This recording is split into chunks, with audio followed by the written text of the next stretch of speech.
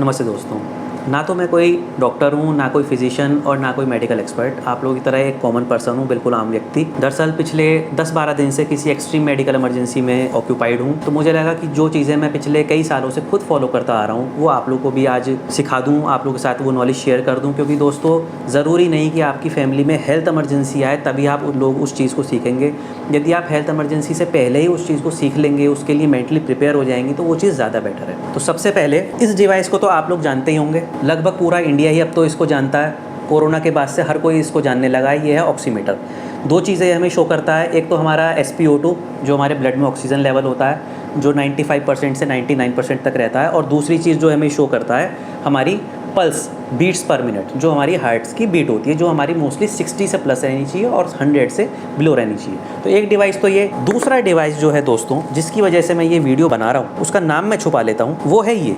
इसको भी काफ़ी सारे लोग इंडिया में जानते होंगे क्योंकि लोगों की परचेजिंग पावर बढ़ चुकी है। आम लोग, सभी लोगों के घर में आजकल ज़्यादातर ये मिल जाता है। ये है ऑटोमेटिक BP मशीन। क्या करना होता है, केवल इसको कफ को इसके यहाँ बांधो अपने बाजू पर, बटन दबाओ और ये आपका BP निकाल कर दे देता है। लेकिन दोस्तों, मैंने इसका नाम ऑटोमेटिक BP मशीन नहीं रखा हुआ, मैंने इसका नाम रखा हुआ है DHOKA। DHOKA, धोखा। यस, बिल्कुल सही सुना आपने, इसका नाम मैं धोखा बोलता हूँ। अब से लगभग 7-8 साल पहले मेरे फैमिली में 2 मेंबर्स हैं, मदर और फादर। एक बार मम्मी की तबीयत ख़राब हुई तो मैंने डॉक्टर के ले जाने से पहले BP नापना चाहा, तो BP निकल के आया दोस्तों 80/120, 80/120, जिसको सबसे ज़्यादा नॉर्मल BP बोला जाता है।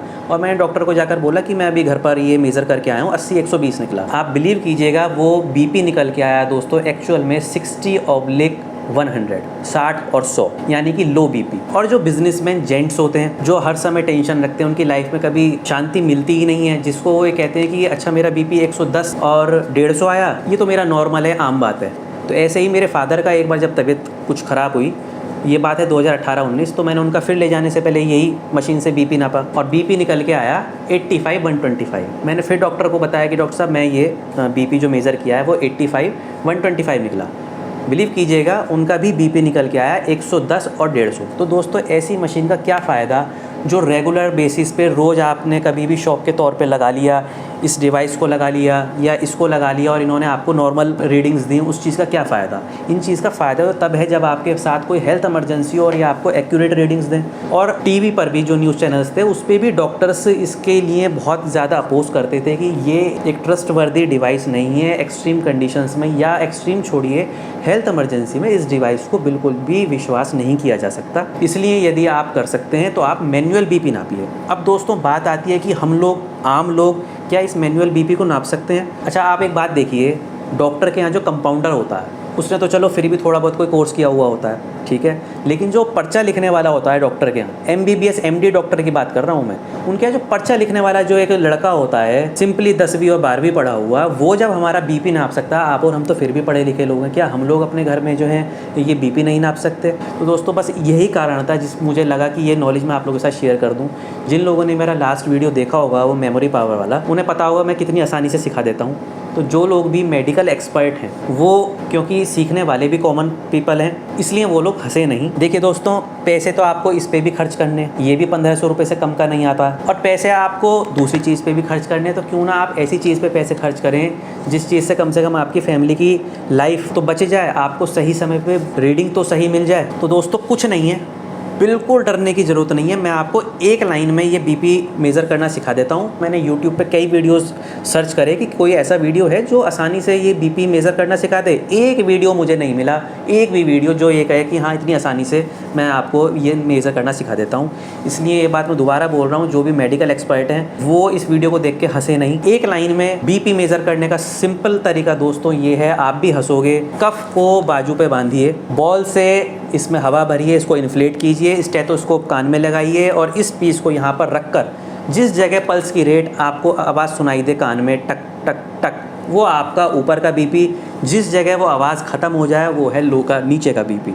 बस इतना ही है, इसके अलावा कोई इसमें रॉकेट साइंस नहीं है। समझ में आ गए? दोबारा बोलूँ, कफ को यहाँ पर बांधिए, हवा भरिए, स्टेथोस्कोप कान में लगा के इसको यहाँ पर लगाइए और जिस जगह पल्स की रेट आनी शुरू हो जाए, वो ऊपर का बीपी और जिस जगह ख़त्म हो जाए आनी आवाज़ वो नीचे का बीपी, बस सिंपल इतना ही है। लेकिन ये इतना भी सिंपल नहीं है, इसकी कुछ बारीकियाँ हैं जो दिक्कत मुझे आती थी और मैंने भी कई जगह से सीखी, इसलिए मुझे लगा आज मैं वो आप लोगों को सिखाने वाला हूँ। सबसे पहले दोस्तों ये है स्टेथोस्कोप। स्टेथोस्कोप लगाना कैसे है? अब आप कहेंगे इसको चाहे ऐसे लगा लो चाहे ऐसे लगा लो कान में, उससे फ़र्क क्या पड़ रहा है? ये है इसके ईयरपीस। बस इतना ध्यान रखिएगा आपकी नाक की डायरेक्शन में इसके दोनों जो ईयरपीस हैं वो रहने चाहिए। कैसे? यानी मेरी नाक इस तरफ है तो ये ईयरपीस आगे की तरफ रहने चाहिए ऐसे, ना कि ऐसे, वरना आपको प्रॉपर आवाज़ नहीं आएगी। बस इसको हम डायफ्राम बोलते हैं, लेकिन इसको आप चेस्ट पीस बोल दीजिए। चेस्ट पीस भी नहीं बोलेंगे, हम स्टेथोस्कोप ही बोलेंगे, तो हमें क्या फ़र्क पड़ता है? हमें तो केवल बीपी नापने से मतलब है, ठीक है ना दोस्तों। अब सबसे पहला काम तो आपको ये करना है, ये स्टेथोस्कोप कान में लगाइए और यहाँ पर जो भी आप ये स्टेथोस्कोप लेकर आएंगे जो मैं आपको बताऊँगा, यहाँ पर हल्का सा ये इस तरह से ये घूम जाए। फिर इस पर आप आवाज़ करके देखिए, टैप करके आपके कान में आवाज़ आ रही है तो इसका मतलब है ऑफ है। यदि आवाज़ नहीं आ रही, इसको आप वापस से घुमाइए,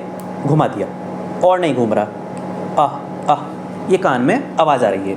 यही तो है जो हमें सब कुछ यहाँ से सुनाई देगी। तो ये तो हुई दोस्तों स्टेथोस्कोप की बात। अब आते हैं कफ बांधने का तरीका। आप कहेंगे इसमें भी कोई तरीका है? यस, इसमें भी तरीका है, ये आसान नहीं है। कफ जो दोस्तों हमें ये बांधना है, ध्यान रहे, क्योंकि कई बार क्या होता था, मुझे बहुत दिक्कत आती थी, अरे कान आवाज़ नहीं आ रही, आवाज़ नहीं आ रही। आवाज़ क्यों नहीं आ रही वो सारी चीज़ मैं आपको यहाँ बता रहा हूँ।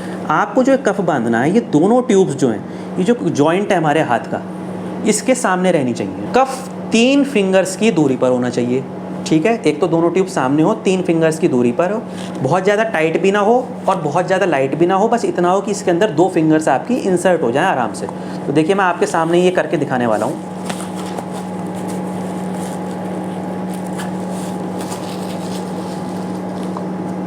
ये देखिए 2 फिंगर्स इंसर्ट हो रही हैं, 3 नहीं हो पाएंगी। दोनों ट्यूब्स जो हैं हमारी, वो मैंने थोड़ा सा इसको स्लाइड करके सामने की तरफ कर दिया है, जो कि ज़रूरी है। और आप देखिए बिल्कुल 3 फिंगर्स की डिस्टेंस पर ही हमारा कफ बंधा हुआ है, ठीक है। अब जो दोस्तों आप ये मशीन लेकर आएंगे, जिस भी होलसेलर से मशीन लेकर आए, मैं रिकमेंड करूँगा होलसेलर से लेकर आए। आपके वहाँ पे सिटी में कोई ना कोई होलसेलर होगा।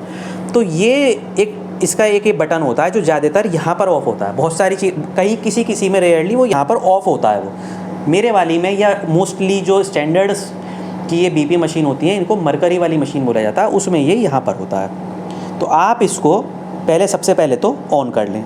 लेकिन उससे पहले मैं आपको बता दूँ कि आप कहेंगे कि आपने यही वाली क्यों यूज़ करी है। तो दोस्तों देखिए, मुझे तो हैवी ड्यूटी लेनी थी, क्योंकि मुझे सुबह और शाम आजकल ये मेज़र करना पड़ रहा है। तो मुझे तो क्योंकि रोज़ ये मेज़र करना है। अब रोज़ मेज़र करने के लिए कोई लड़का तो बुलाया नहीं जा सकता, तो आपको खुद ही ये सीख लेना चाहिए। तो मैं तो ये लगभग कई सालों से, लगभग 7-8 साल से कर रहा हूँ। इससे पहले जो मेरे पास मशीन थी वो ये वाली मशीन थी। चाहें तो आप ये भी ले सकते हैं, लेकिन यदि हैवी ड्यूटी चाहिए तो आप ये भी आपको इसी को लेनी चाहिए। और जो छोटी वाली एक रिस्ट वॉच जैसी जो मशीन आती है, वो उसको आप बिल्कुल भी ना लें। और ये सब कितने की आती है मैं आपको बाद में बता दूँगा। दोस्तों कफ बांधने का तरीका मैंने आपको बता दिया। उसके बाद आपको क्या करना है, इस वाल्व को, यहाँ भी ये वाल्व होता है, इस वाल्व को आपको टाइटली बंद कर देना है।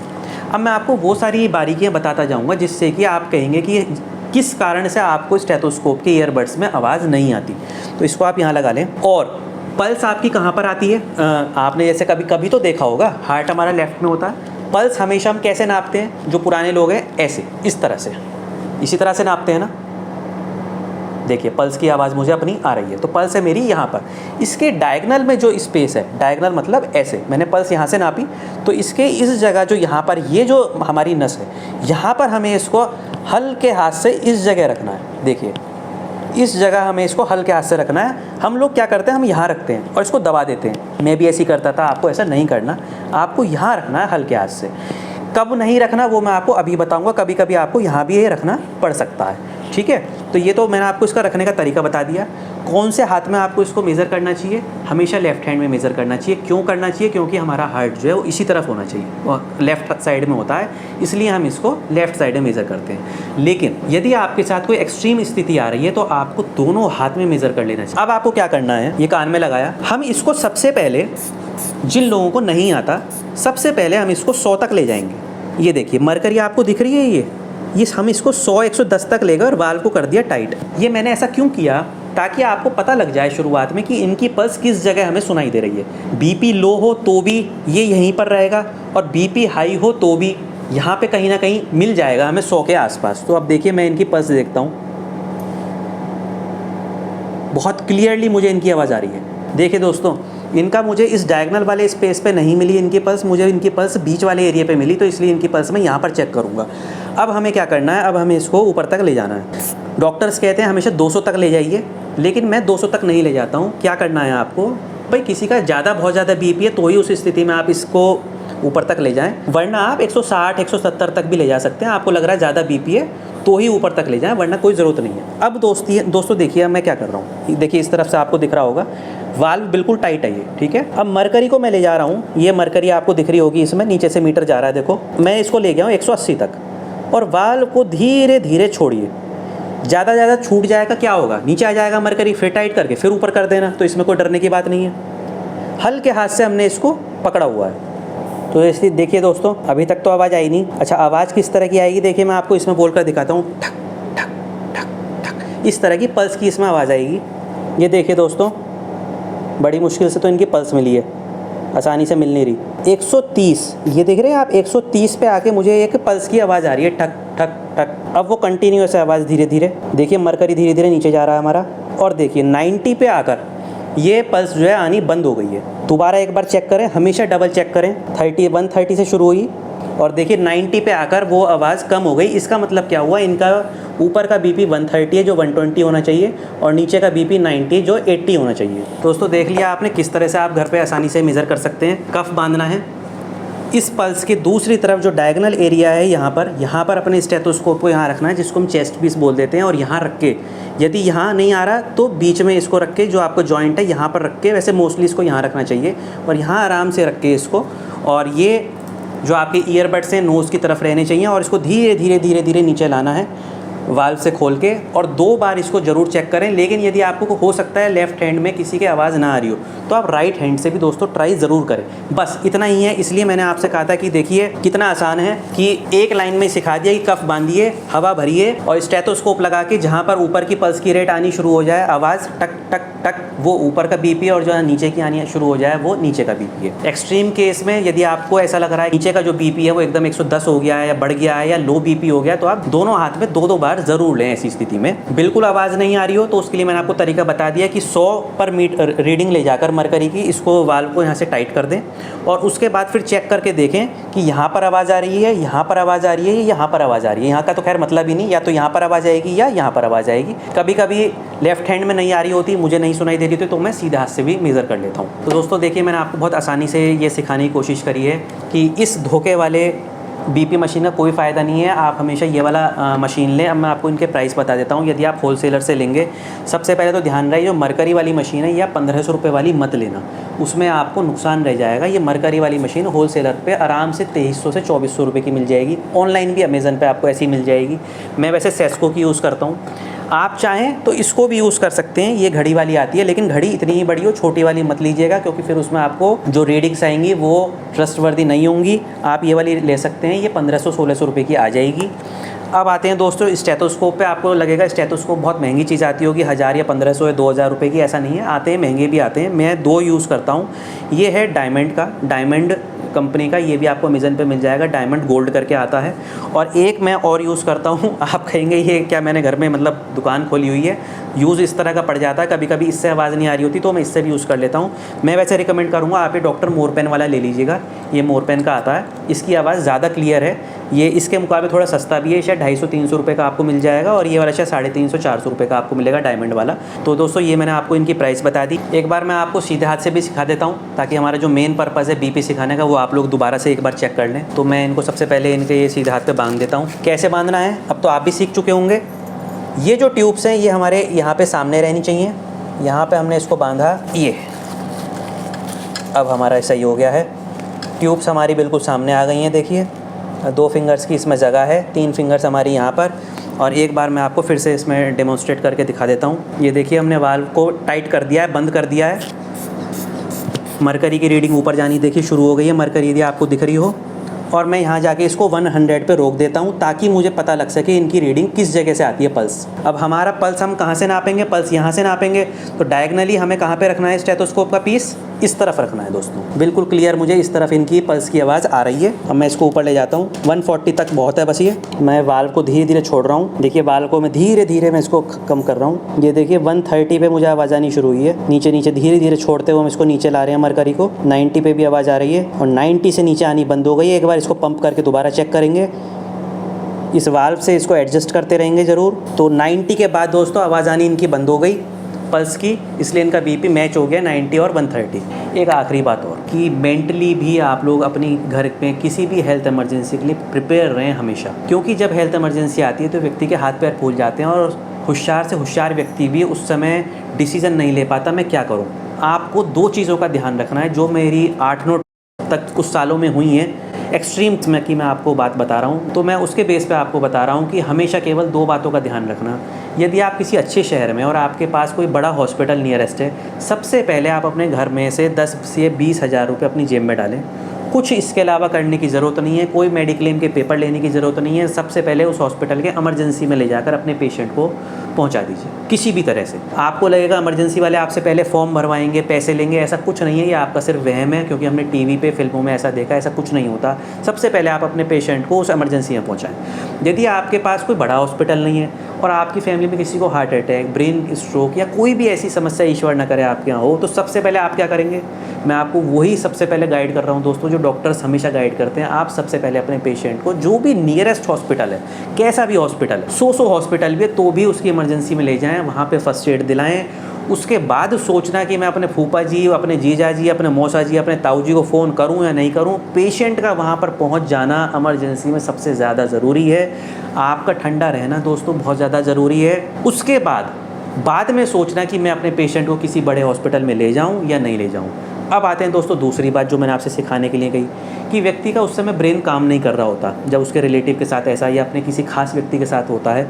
मुझे तो खैर हैबिट हो चुकी, तो उस समय उसका दिमाग काम नहीं कर रहा होता। तो आपको क्या करना है, उन्हीं रिश्तेदारों को फ़ोन करने से पहले उन 2 लोगों को फ़ोन करना जिन्हें इस मेडिकल फील्ड की थोड़ी बहुत जानकारी है। वो आपके रिश्तेदार भी हो सकते हैं, वो कोई आपका मेडिकल फ्रेंड भी हो सकता है। उनसे पूछिए कि मुझे इस स्थिति में क्या करना है, और उस हॉस्पिटल से फर्स्ट एड लेने के बाद अपने पेशेंट को उस बड़े हॉस्पिटल की इमरजेंसी में ले जाएँ। अब आप कहेंगे कि फॉर एग्ज़ाम्पल आप फोर्टिस ले गए, मेदांता ले गए, अपोलो ले गए या मैक्स ले गए, ठीक है, बड़ी इन चेन्स में ले गए, किसी भी बड़े हॉस्पिटल में ले गए, मेरे पास तो पैसे ही नहीं है, अरे 1-2 लाख रुपए तो मेरे पास होने चाहिए। दोस्तों बिल्कुल भी घबराने की ज़रूरत नहीं। वो जो 20,000 रुपये आपके पास थे ना, तो पहले तो अपने एक रिलेटिव को बुलाइए जल्दी, सबसे पहले, कि मैं यहाँ से अपने जिनसे अभी फर्स्ट एड लिया है जिस हॉस्पिटल से, मैं फर्स्ट एड करा के ले जा रहा हूँ। फॉर्मेलिटीज़ आप पूरी करते रहिए और आप उस बड़े हॉस्पिटल में जाके क्या करें, कुछ नहीं घबराना, कोई फॉर्म नहीं भरा जाए, कुछ नहीं होगा। आप अपने पेशेंट को सबसे पहले वहाँ इमरजेंसी में दिखा दीजिए, इमरजेंसी वाले उनका इलाज ट्रीटमेंट करेंगे ही करेंगे। यदि आपको ऐसा लगता है नहीं वो आपसे पैसे मांगेंगे, नहीं मांगेंगे, आधे घंटे तक वो आपसे पैसे नहीं मांगेंगे, फिर वो आपसे कहेंगे लाइए अब आप 50,000 या 1 लाख रुपीज़ जमा कराइए। तब आपको क्या करना है, तब भी नहीं घबराना। मैं तो अपनी जेब में 20,000 रुपीज़ डाल के लाया हूँ, ये लीजिए 20,000 रुपीज़, बाकी मेरी मेडिक्लेम पॉलिसी, आप मुझसे कुछ मत कहिए। मैं आपको बिल्कुल अपने दोस्तों 7-8 एक्सपीरियंस बता रहा हूँ, कुछ करने की ज़रूरत नहीं है। आपके पास 20,000 रुपये भी नहीं है तो आप केवल अपने मोबाइल से UPI कर दीजिए, भाई मैं तो केवल 20,000 लाया हूँ, पहले मेरे पेशेंट का इलाज कीजिए, रिलेटिव को फ़ोन बाद में करूँगा, पैसों की व्यवस्था बाद में करूँगा। सबसे पहले ज़रूरी है दोस्तों आपके पेशेंट की जान, आप उसके पेशेंट की अपनी जान बचाइए। तब आप सोचें कि अब मैं अपने किस रिलेटिव्स को फ़ोन करूं। तो मुझे लगा आप लोगों के साथ मैं शेयर कर लूँ, आज थोड़ा सा मुझे समय मिला, क्योंकि दोस्तों ये सब चीज़ें आप हेल्थ इमरजेंसी फेस करने के बाद सीखेंगे तो आपने क्या सीखा, उससे पहले ही आप लोग सीख लें, BP मेज़र करना सीख लें। एक्सट्रीम स्थिति में तो कम से कम घर से ही आप उसको व्यक्ति को वो लो BP या हाई BP की दवाई दे तो देंगे, या आपके साथ कोई ऐसी एक्सट्रीम स्थिति हो, आप ऐसी एक्सट्रीम स्थिति में आप उसको अपना दिमाग ठंडा तो रख के डिसीजन तो ले पाएंगे, वरना लोग डिसीजन ही नहीं ले पाते। और फिर होता क्या है, वो अपने 6 रिश्तेदारों को फ़ोन करता है, कोई कहता है यहाँ ले जाओ, कोई कहता है यहाँ ले जाओ, और वो डिसीजन नहीं ले पाता और व्यक्ति की कभी कभी जान चली जाती है। आप लोग बहुत हेल्दी रहें, यही मेरी शुभकामनाएँ हैं। मुझे लगता है मैंने कुछ आपको जो सीखा है मैंने वो सिखाने की आपको कोशिश की है दोस्तों। धन्यवाद।